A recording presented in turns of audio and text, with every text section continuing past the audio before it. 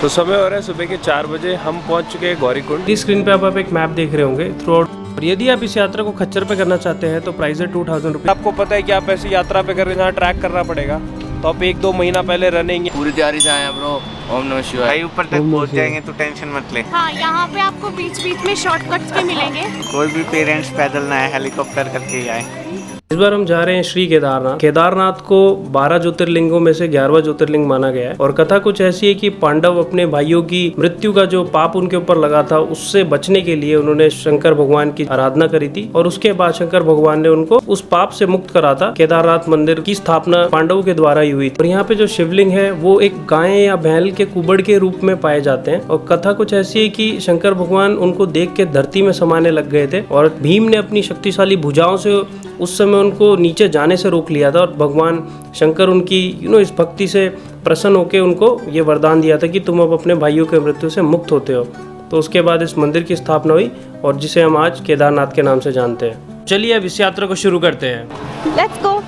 तो हमारी केदारनाथ की यात्रा को शुरू करते हुए हमारे साथ है चंचल एंड अंजलि। चंचल मेरी बैचमेट रह चुकी है और अंजलि चंचल की फ्रेंड है। वी हैव पल्लव, ये भी बैचमेट रह चुका है, और अंकित ये भी बैचमेट रह चुका है। और हमारे साथ है मधुकर, ये हमारे गाइड है। अब हम आ चुके हैं सोनप्रयाग। तो ये वो लास्ट पॉइंट है जहाँ तक कोई भी आपकी पर्सनल गाड़ी जाती है तो उसको पार करके आपको आगे बढ़ना होगा।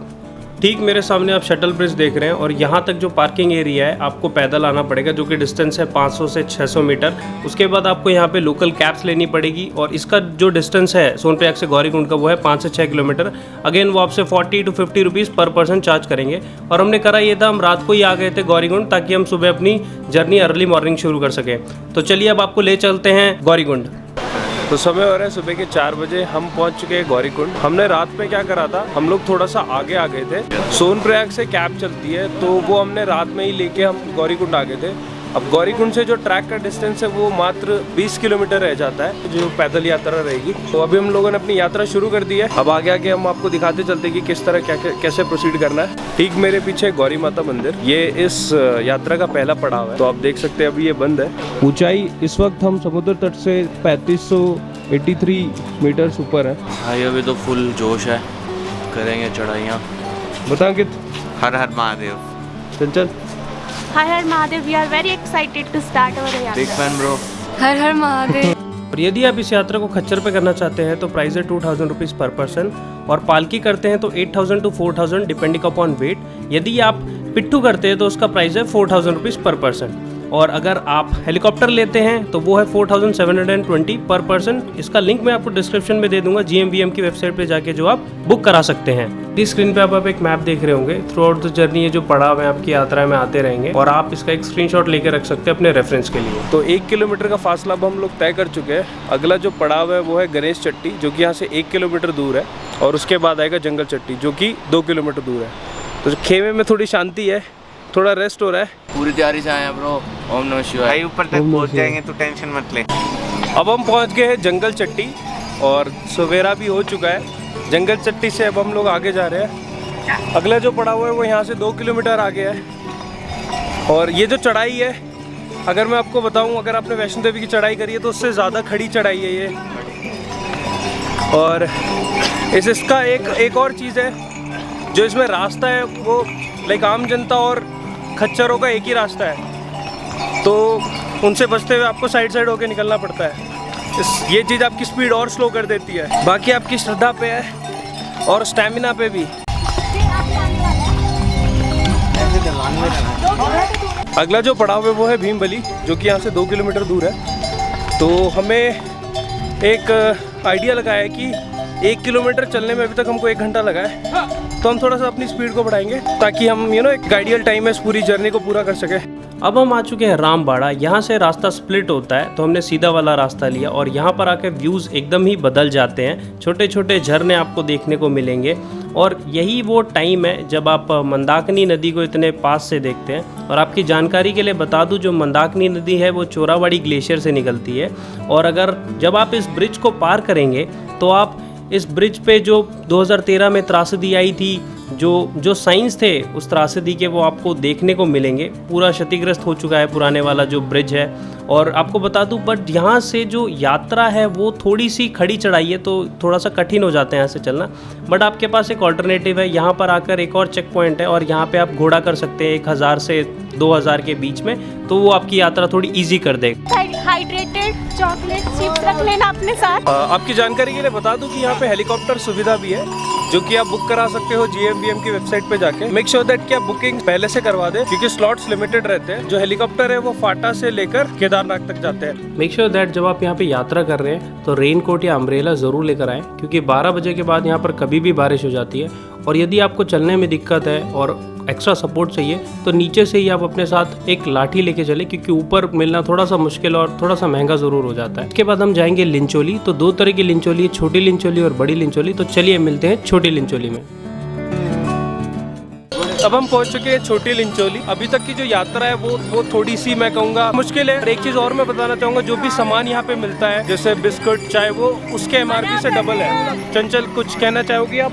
हाँ, यहाँ पे आपको बीच बीच में शॉर्टकट्स भी मिलेंगे, तो इट्स बेटर कि आप शॉर्टकट प्रेफर करें बजाय कि गोल गोल घूम के आने। एग्जैक्टली। तो अब जो हम नेक्स्ट रूट वाला नेक्स्ट जगह जाएंगे वो शॉर्टकट ही लेंगे। और छोटी लिंचोली में एक रेस्टोरेंट टाइप भी है यहाँ पे, तो अगर आप आते हैं तो यहाँ पे खा पी सकते हैं। एक छोटा सा ब्रेक मिल जाएगा आपको। तो इसे कहते हैं असली ट्रैकिंग। तो इंस्टेड ऑफ की पूरा घूम कर आए, चंचल ने और पल्लव ने ये वाला रास्ता ढूंढा है, तो हम इस वाले रास्ते से ऊपर जा रहे हैं।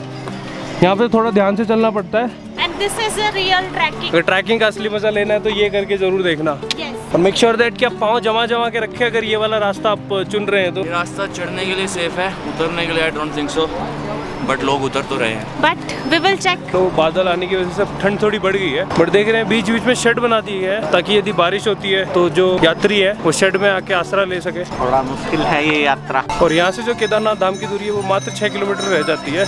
जैसे जैसे ऊपर जाते जा रहे हैं अब चढ़ाई थोड़ी सी कठिन होती जा रही है। और इस रास्ते के बारे में बता दूं मैं आपको, इसमें इतने खच्चर चलते रहते हैं और आपको उनसे बच बचा के चलना पड़ता, अदरवाइज फिर वो सीधा आके टकरा जाते हैं। वो देखते नहीं है कि आप कैसे जा रहे हो कैसे नहीं जा रहे। बाकी व्यूज़ यहाँ के बहुत ही शानदार।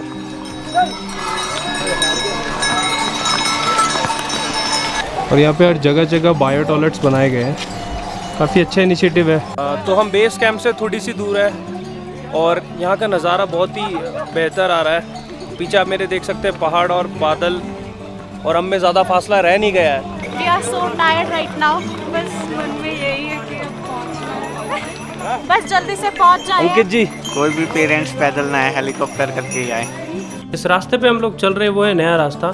ठीक मेरे सामने आप देख सकते हैं पुराना रास्ता है, वो त्रासदी आने से पहले का रास्ता है। यदि मैं आपको दिखाऊं जो सरकी हुई मिट्टी है वहाँ पे अभी तक कोई पौधे वगैरह उगे नहीं है, तो पूरा रास्ता पूरी तरह से क्षतिग्रस्त हो चुका है। जैसे ही हम यहाँ ऊपर आए ठंड थोड़ी यहाँ बढ़ गई है। पल्लव की तबीयत थोड़ी सी खराब हो गई है, कल बुखार हो गया था उसको, जाड्डा चढ़ गया भाई मेरे को। जाड्डा चढ़ गया। मैं कहूँगा मुश्किल ज़रूर था। तो अगर आप यहाँ पर आ रहे हैं तो मेक श्योर दैट, मैं जैसा कि हर बार कहता हूँ कि अगर आपको पता है कि आप ऐसी यात्रा पे कर रहे हैं जहाँ ट्रैक करना पड़ेगा, तो आप 1-2 महीना पहले रनिंग या ऐसी एक्सरसाइज वगैरह शुरू कर दें, जिससे कि आपको परेशानी ना हो।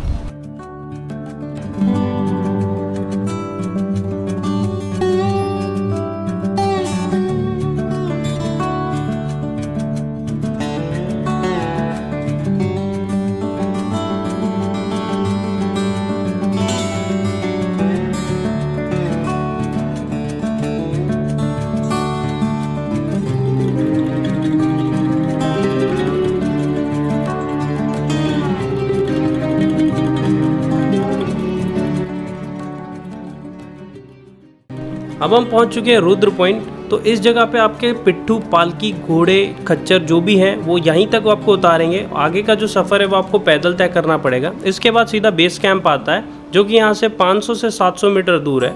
इसको आप एक तरह का घोड़ा स्टैंड या खच्चर स्टैंड भी कह सकते हैं। और इस जगह पे ठंड भी थोड़ी बढ़ जाती है, तो मेक श्योर दैट आप अपने गर्म कपड़ों के साथ आएँ।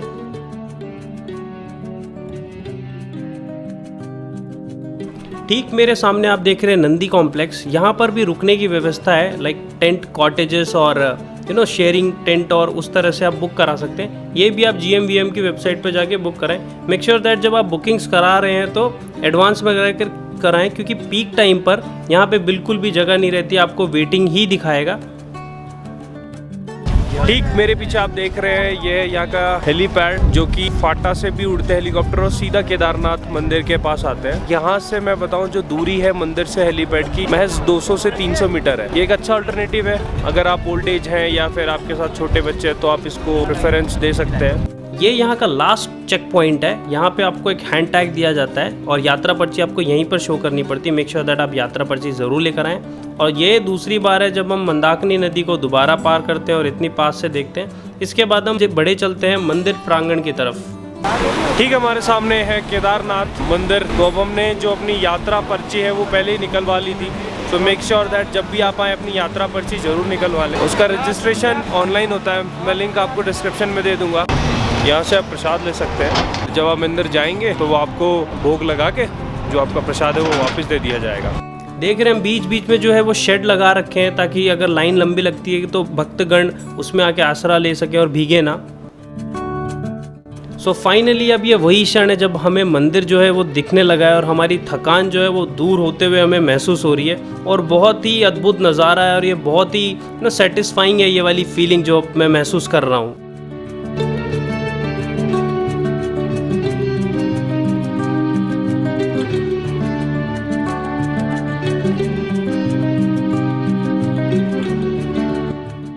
और जाते ही सबसे पहले हमने दर्शन करे और दर्शन हमने बहुत ही अच्छे तरीके से हमारे दर्शन हुए और हमको आरती में शामिल होने का भी सौभाग्य प्राप्त हुआ।